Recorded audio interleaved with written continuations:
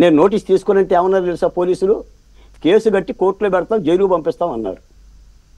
సభకి వెళ్తుంటే మీకు ఒక ఉదాహరణ చెప్తా వెంకటకృష్ణ గారు. దేవినేని ఉమా అనే ఒక మాజీ మంత్రి మీద ఒక ఎస్సీ డ్రైవర్ చేత కేసు పెట్టించి సెక్షన్ 3 కట్టించి 30 రోజులు జైల్లో పెట్టారు. అసలు ఆ డ్రైవర్ ఎవరో తెలియదు దేవినేని ఉమాకి. ఆ డ్రైవర్ ఎవడో తెలియదు, కులం తెలియాల్సిన అవసరం ఏముంది?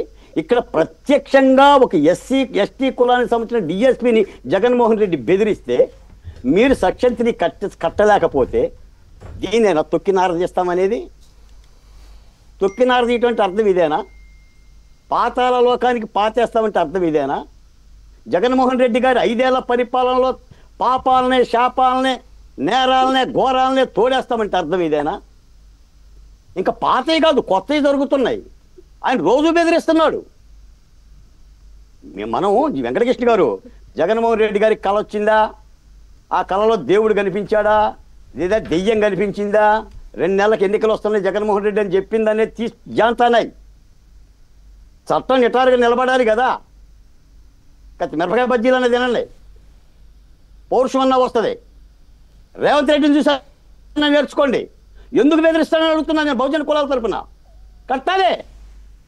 సెక్షన్ 3 కేసు జగన్మోహన్ రెడ్డి మీద కట్టండి. రేపొద్దున చంపేస్తాడు.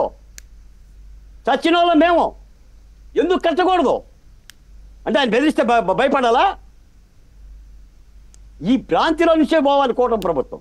మీరు భరోసా ఇవ్వడానికి వచ్చారు. ఈ రాష్ట్రంలో అత్యధికంగా జగన్మోహన్ రెడ్డి గారి పరిపాలనలో మానాలను, ప్రాణాలను పోగొట్టుకున్నది ఎస్సీ ఎస్టీలే. మీరు మాట్లాడారు, మేము మాట్లాడాం, శతాధిక లెక్కలు చెప్పాం. మళ్ళీ బెదిరిస్తున్నాడు ఆయన. అంటే నోరు దూరు ఎందుకు వస్తుంది ఆయన? ఎస్టీ కులప డిఎస్పీ అనే కదా.